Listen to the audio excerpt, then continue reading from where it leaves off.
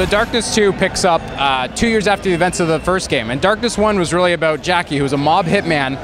On his 21st birthday, he got the powers of the Darkness, and at the same time he had a fallout with the mob. And that fallout led to them killing Jenny, who he loved, and so he used the Darkness on a path of revenge. So we're picking up 2 years later. Jackie's been suppressing the Darkness for that amount of time, but suddenly a crippled man attacked him and said he could take the Darkness from him.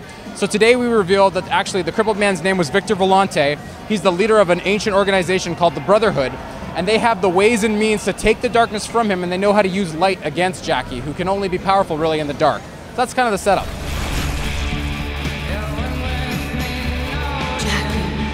Whenever I start talking about the differences in the game, I guess I want to start off by saying what's the same. And one of the biggest things that's the same, we love the narrative focus of the first game. The writer on the first game was Paul Jenkins. He's the writer on our game as well. And so we really love the narrative and the story. We're trying to have that same type of emotional impact.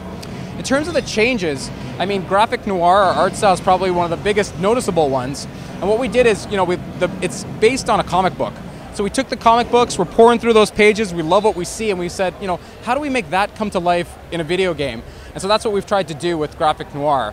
In terms of gameplay, in the first game, I mean, you had to really switch around your powers. Like, oh, I want to cast Black Hole here, or I want to use the Demon Arm to grab something here.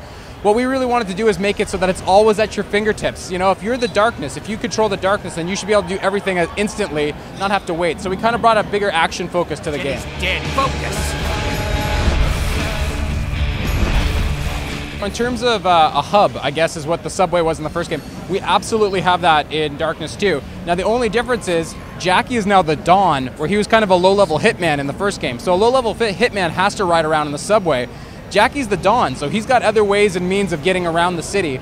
We haven't really shown all that yet, but it's coming, and definitely. We have a dialogue system in the game. You can go and talk to characters, returning characters like Aunt Sarah, Jimmy the Grape. You can go have conversations with those guys and really kind of get a feeling for the world.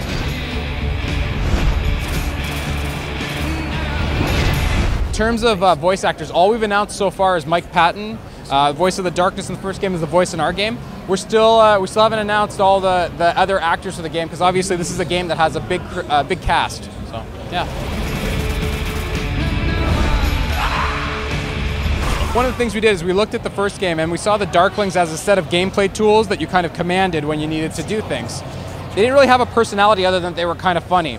What we wanted to do with the Darkling was to make it a sidekick character, someone that you'd get to know and care about and would have its own narrative story. So the Darkling that you see in Darkness 2 is a single Darkling. He's one character that you get to know throughout the game, and he's got really critical parts in the story that he has to do in order to kind of save Jackie's ass. So, I mean, he's a great character, and you'll see more of him later.